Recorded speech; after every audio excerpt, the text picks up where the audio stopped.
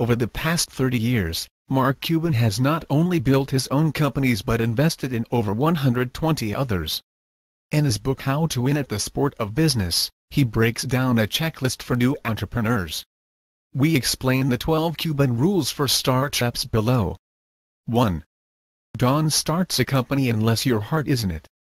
Large sums of money and strong connections will matter for the success of a business, if its founder does not have the desire to crush the competition. 2. Don't obsess over an exit strategy. It is fine if you plan on one day selling your company for a large sum of money, but that goal cannot distort your judgment in scaling the company, Cuban says. 3. Hire people who fit your company's culture.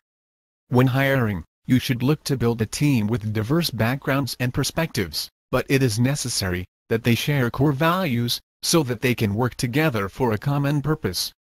As Virgin chairman Richard Branson writes in his book The Virgin Way, as important as it is to look at what a candidate has achieved elsewhere, and I have always believed that the single most important thing to consider is personality fit. By that I mean, is this someone whose way of being, sense of humor, and general demeanor will dovetail easily with your company's culture? 4. Understand that sales cure all. Cuban tells that the greatest lesson he learned in his 30s is that any company, regardless of management issues, can be made to scale if they developed an audience. If you can generate sales, you can have a successful company, he says. 5. Spend liberally on recruiting employees, who will play an essential role. Know your core competencies and focus on being great at them, Cuban writes. Pay up for people in your core competencies. Get the best. Outside the core competencies, hire people that fit your culture but are cheap. 6. Don't worry about perks from the outset. It is great that Google provides its employees with high-quality food, massage therapists, and scooters, but your company is not Google. When you are building a business from the ground up, stock some drinks and maybe some coffee and snacks in the office, but spend your dollars on what actually matters. 7. Use open offices. Don't cramp your employees into cubicles, and shut yourself off from them in a private office.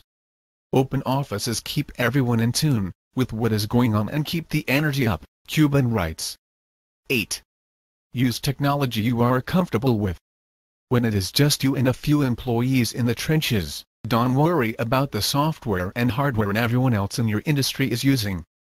Stick with what you know, and move on to better products and company-wide standards once you have established your footing. 9. Keep the organization flat. If you have managers reporting to managers in a startup, you will fail, Cuban writes. Nascent company is better off without complicated office politics. 10. Don't waste money on swag. If you want to create a few t-shirts with your company's logo for you and your team, that is fine, but don't think anyone else will want one. If your people are at shows and in public, it's okay to buy for your own folks, but if you really think someone is going to wear your YoBaby.com polo when they're out and about, you are mistaken and have no idea how to spend your money, Cuban writes. 11.